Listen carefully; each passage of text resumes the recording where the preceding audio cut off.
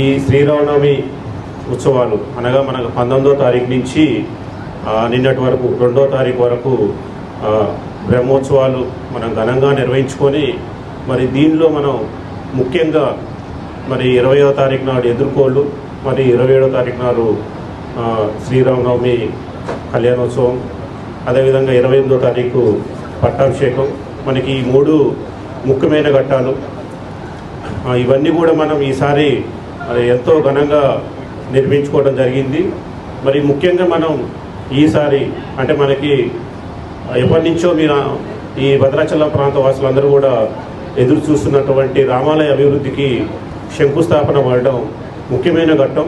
మరి దీనికి సంబంధించి మరి గతంలోనే మనకి ల్యాండ్ ఎక్విజిషన్ పెండింగ్ ఉండి దాన్ని కూడా మనం పూర్తి చేసుకొని మరి రాష్ట్ర ప్రభుత్వం నుంచి మనం మొదటి విడతగా మనం 350 కోట్లు శాంక్షన్ చేసుకొని మన గౌరవ ముఖ్యమంత్రి వారితో మనం ఇక్కడ శంకుస్థాపన చేసుకోవటం ఈసారి మనకి నవమిలో ప్రత్యేకత.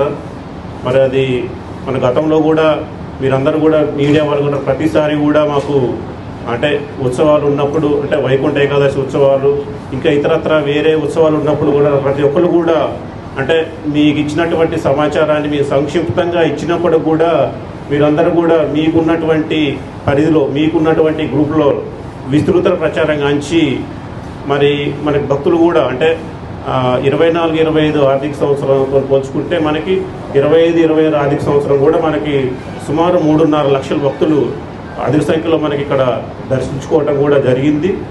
దాని అందరికి కూడా కారణం మీరు ప్రచారం చేస్తున్నటువంటి వివిధ గ్రూపులలో మీరు మన భద్రాచలంలో జరిగేటువంటి ప్రతి ఒక్క ఉత్సవాన్ని కూడా ప్రింట్ మీడియా, ఎలక్ట్రానిక్ మీడియా ప్రతి గ్రూప్లో కూడా నేను కూడా చూస్తూ ఉన్నాను. చాలా గ్రూపులలో కూడా నన్ను యాడ్ చేసి ఉన్నారు. చాలా చక్కగా మీరందరూ కూడా ప్రచారం చేయటం, అది వాళ్ళ భక్తులకు చేరి వాళ్ళు రావటం కూడా మనం ఈ భక్తుల సంఖ్య పెరగడానికి కారణం.